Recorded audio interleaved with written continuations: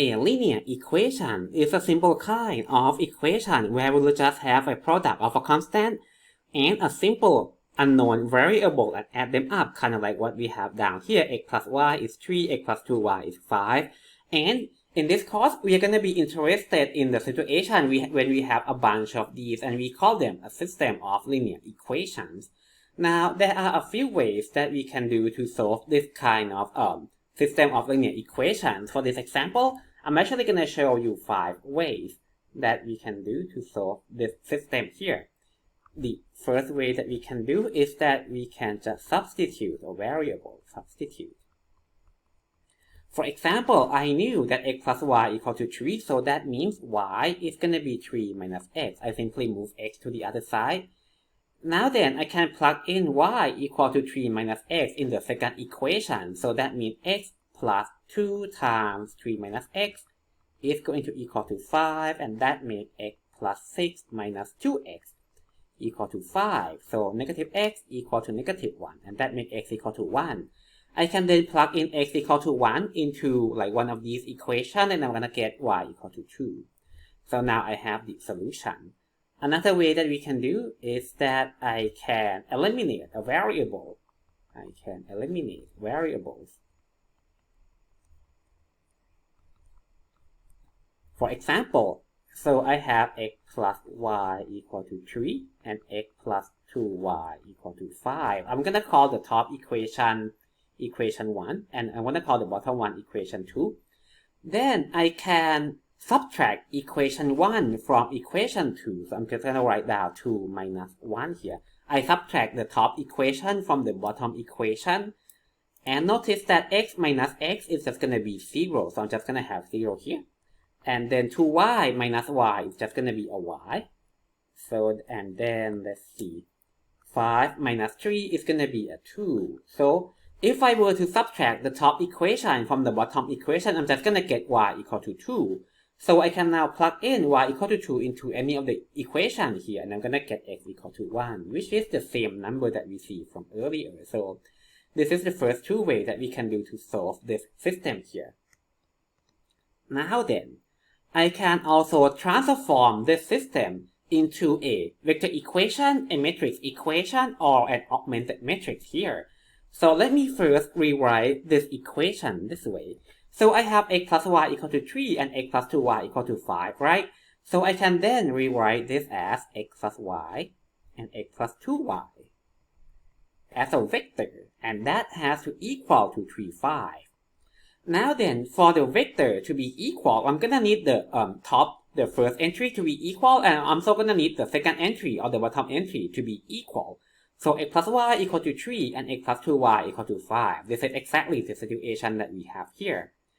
But now then, I can rewrite this equation this way.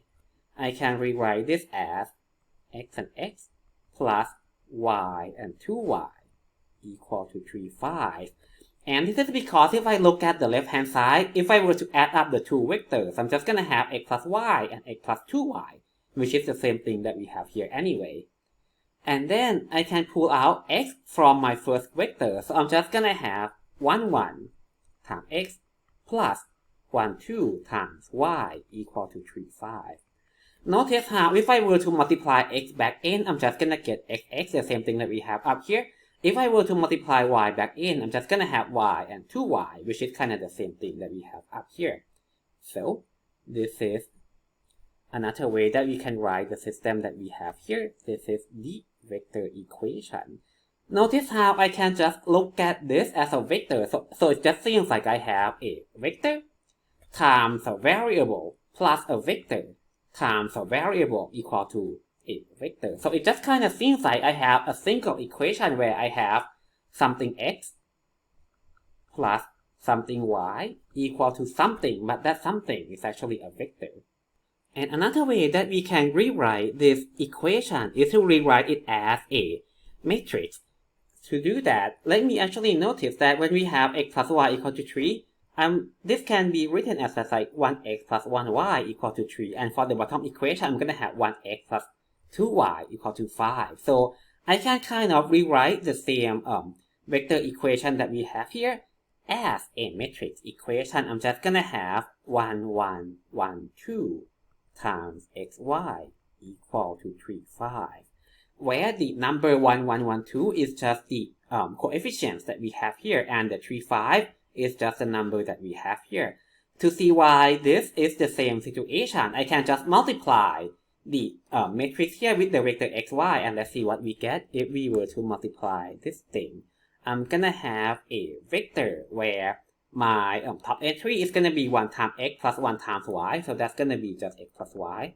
And my bottom entry is gonna be 1x plus 2y, so that's gonna be x plus 2y equal to 3, 5. And hey, that's actually the same equation, that's actually the same vector equation that we have from before. So this is the matrix equation form where the matrix here, let me actually delete this. Okay, the matrix here, this is my matrix A. So this is my matrix A. And my vector here, my vector xy. So this is my vector of a variable. We usually call that vector x. And then my right-hand side vector, the vector 3, 5 here, this is going to be my vector b. So that's going to be my numbers from the right-hand side here. And once we have this matrix equation, there are now 2 more ways that we can do to solve this system of linear equation. The third way here is going to be to multiply by A inverse. So if my matrix A is, let's say, ABCD, then the inverse of this matrix is going to be 1 over the determinant of A, which is AD minus BC, given that this is not 0. And then it's going to be DA, and then minus B minus C here. So then, if I were to use this to solve the equation that we have here, notice that my matrix A is 1, 1, 1, 2, so then my A inverse is going to be 1 over AD, which is 1 times 2, minus BC, which is 1 times 1, minus 1 times 1, and then my matrix here is going to be 2, 1, and then negative 1, and then negative 1. Now, 1 times 2 minus 1 times 1 is just going to be 1. 1 over 1 is 1. So the inverse of the matrix A that we have here is just going to be the matrix that we see back here. So that's going to be just 2, negative 1, and 1. Now, from the equation that we have earlier, I have A times vector x equal to vector b. So then I can multiply by A inverse on the left, to the left on both sides. So A inverse and A get cancelled out. So I'm going to have that my vector x, the unknown vector, the variable that I need to solve, is just going to be A inverse times b. And my A inverse here is, let's see, 2, negative 1, and 1. And my vector b is going to be 3 and 5. If I were to multiply this 2, I'm going to have, let me see, 3 times 2 minus 5, so that's a 1. And then negative 3 plus 5, so that's a 2. So that kind of means that my vector x, which is x and y that we have earlier, is going to be just 1 and 2. So x equal to 1 and y equal to 2, which is once again the same thing that we see earlier. So this is the third way that we can use. The fourth way is to use Cramer's rule.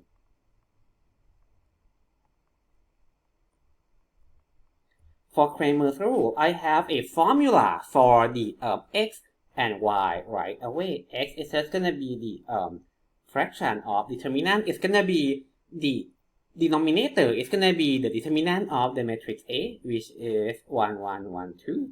But for the top matrix, I'm going to replace the first column by the vector b here. So that's going to be the determinant of, let's see, 3, 5 here and 1, 2 here. Whatever this is, that's going to be the value for x. And for y, it's also going to be a fraction of determinant. The bottom one is going to be the determinant of the same matrix A, 1, 1, 1, 2.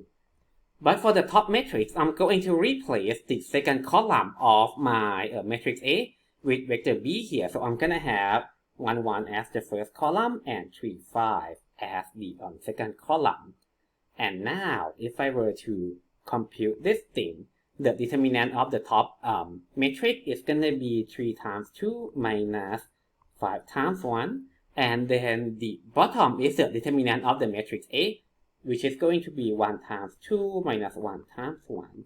So this is going to be 6 minus 5 over 2 minus 1. So that's going to be 1 over 1, which is 1.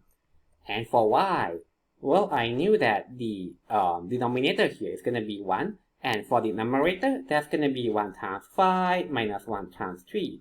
And that's going to be 2 over 1. And that equals to 2. So that's the same thing that we get from the using the other method anyway. It's going to be 1 and y is going to be 2. However, for all the methods that we have seen so far, these methods all have major disadvantage. For the first two, well, these two methods doesn't scale, so they are actually too hard if you have many variables and many equations. So this is too hard. When you have many variables and equations,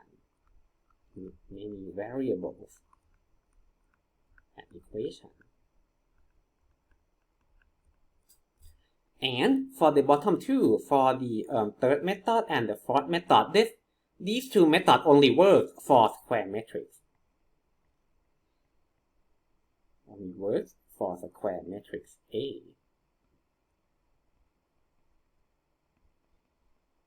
So if the matrix A that we have here is not a square matrix, then the third method and the fourth method is not going to work. So in this course, we are going to focus on the fifth method, which is to use augmented matrix.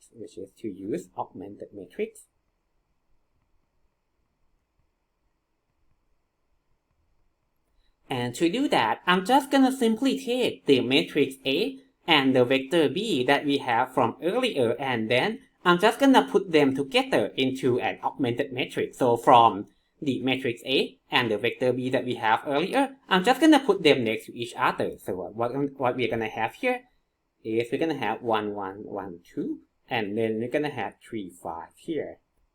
But just so to be clear, so this is from matrix A and this is from vector B, so we will actually just draw a vertical line to remind ourselves that this is an augmented matrix. It's result from putting A and B here together. And now, once we have this augmented matrix, then I can use row operation. I can perform Gaussian eliminations on the row of this matrix. So here I'm going to, subtract the top row from the bottom row. So my top row stays the same. And then my bottom row, 1 minus 1 is going to be 0, 2 minus 1 is going to be 1, and then 5 minus 3 is going to be 2.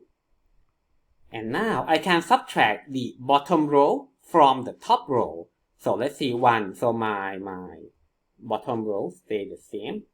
And then 1 minus 0, that's going to be 1. 1 minus 1, that's going to be 0. And then 3 minus 2, that's going to be 1.